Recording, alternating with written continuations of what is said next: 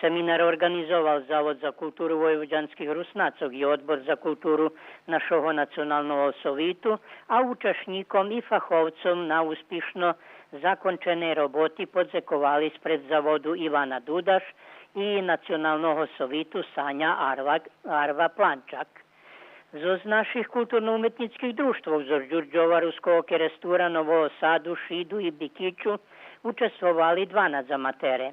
Seminar otrimali Vilijam Mikula i jeho asistent Mirijam Maljikova z Osprijašova Republike Slovatske.